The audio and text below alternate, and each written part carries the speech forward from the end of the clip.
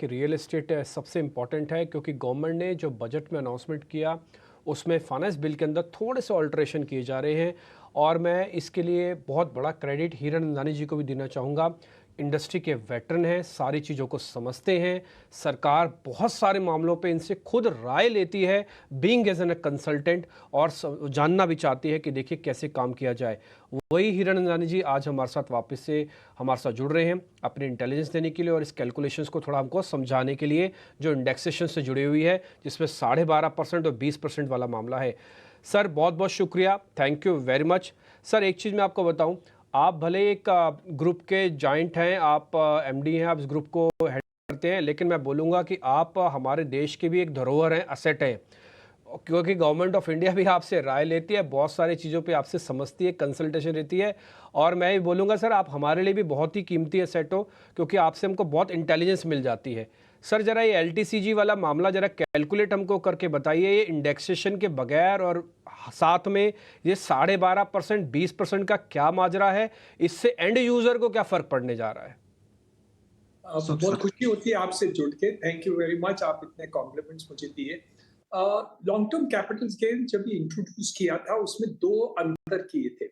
Number one, कि real estate में long term capital gains 3 साल में होती थी, उसको कम करके 2 साल, 2 years is capital gains tax. दूसरी बात थी कि कैपिटल गेन्स टैक्स के टैक्स रियल एस्टेट में 20% था, तो उसको कम करके 12.5% कर दिए। लेकिन साथ साथ में उन्होंने इंडेक्सेशन, जो इन्फ्लेशन को करेक्शन कर रही है अपना रियल एस्टेट को, उसको निकाल दिया प्रोस्पेक्टिव। तो ये एक बहुत ही अंतर आ गया, जहां इंडिविजुअल्स और एचयूएफ्स की बहुत शिकायत थी, क्योंकि उनके पास इनहेरिटेड प्रॉपर्टी है, लॉन्ग टर्म्स प्रॉपर्टी रखते हैं, और वो जब भी उनको कोई दिक्कत आती है तो वो बेचते हैं, तो उसको ये फर्क पड़ जाता है। तो इसलिए बहुत ही अंतर आते थे कि वो टैक्सेशन जो 12.5% है, लेकिन बिना इंडेक्सेशन उनकी टैक्सेस 5 गुना, 6 गुना, 10 गुना तक हो जाती थी। तो ये एक बहुत बड़ा प्रॉब्लम बना, जो शायद वित्त मंत्री को उस समय जब इंट्रोड्यूस किया वो समझ रहे थे कि सिर्फ फायदा हो रहा है रियल एस्टेट को और उसको नेगेटिव नहीं होगा। दूसरी बात थी कि वो पैरेलल रखना चाहती थी कि जो टैक्सेशन रेट रियल एस्टेट में है, हमारी मांग यही थी कि वो 20% है, वाइल अपने कैपिटल मार्केट में 10% थी। तो उन्होंने इसको करेक्शन कर दी और दोनों को एक ही रेट लगा दिया। लेकिन जो लोग इंडिविजुअल्स हैं उनको काफी अन्याय हो रहा था। तो ये शिकायत सुनने के बाद वित्त मंत्री ने उन्होंने करेक्शन कर दी कि बजट के दिन के पहले जिसी का लॉन्ग टर्म कैपिटल गेन्स है उनको एक ऑल्टरनेटिव मिल रहा है।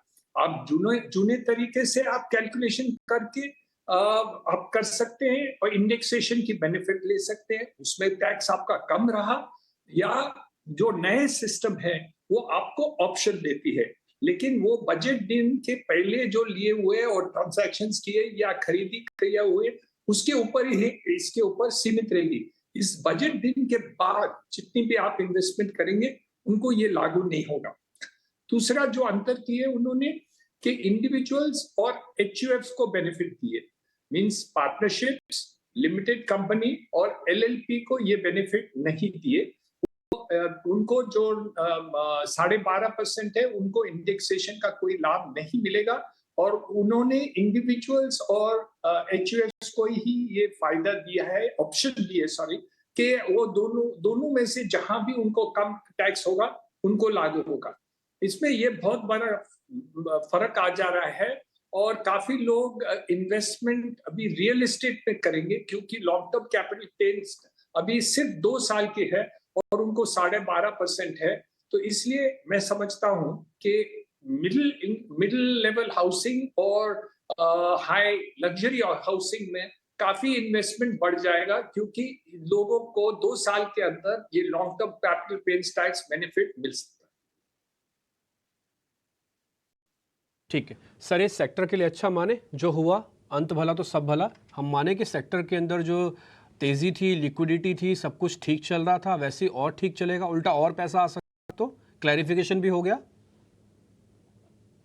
जी, तो ये बहुत ही फायदेमंद है रियल एस्टेट को। इसलिए आप देखेंगे कि जितने भी रियल एस्टेट स्टॉक्स हैं उनका बढ़ोतरी होने वाली है, क्योंकि ये बेनिफिट जो निकाला गया था वो काफी लोग जो इन्वेस्टमेंट मार्केट है उनको गए थी।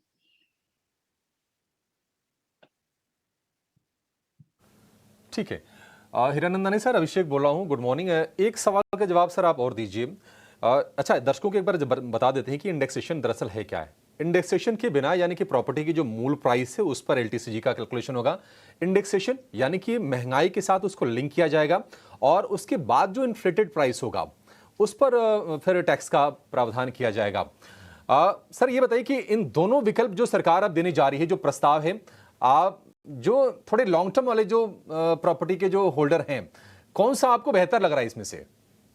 नहीं, अब आप देखेंगे जो नए कानून है उसमें भी काफी लोगों को लाभ होगा, क्योंकि 12.5% के हिसाब से जो कैलकुलेशन करते हैं काफी लोगों को फायदा होगा।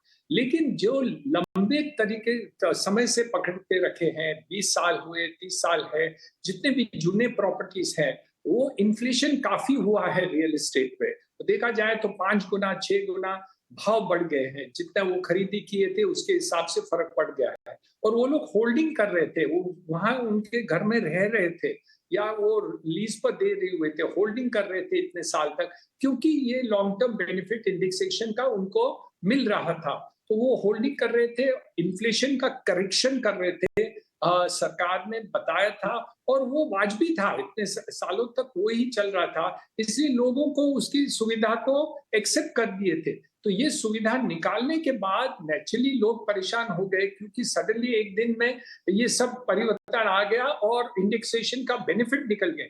तो आज की तारीख में सरकार ने कहा है कि इंडिविजुअल्स और एचयूएफ को दोनों कौन जो तरीका अपने को इजी पड़ता है या कम टैक्स लग रहा है उनको आप वापर सकते हैं। ये अच्छी बात है, क्योंकि लोग परेशान हो गए थे जो ऐसे सोच रहे थे कि हम बेचेंगे, हमारे बच्चों की शादी कराएंगे, इतने टैक्स ही लग जाएगा, दूसरे या री इन्वेस्टमेंट करना चाहते थे, दूसरे जगह करना चाहते थे, या कोई बिजनेस में लगाना चाहते थे प्रॉपर्टी बेच के, जो भी था वो सब लोगों की कैलकुलेशन एक अलग थी इंडिविजुअल्स को। तो वो एक बहुत बड़ी परेशानी इंडिविजुअल्स को ले गए। तो उन्होंने कॉर्पोरेट्स को नहीं दिया, वो बोले कि भाई ये टैक्स जो लगेगा, वो लोग लॉन्ग टर्म होल्डिंग किए हैं, कंपनीज और कॉर्पोरेट्स होल्डिंग किए, तो उनको ये फायदा नहीं मिलेगा।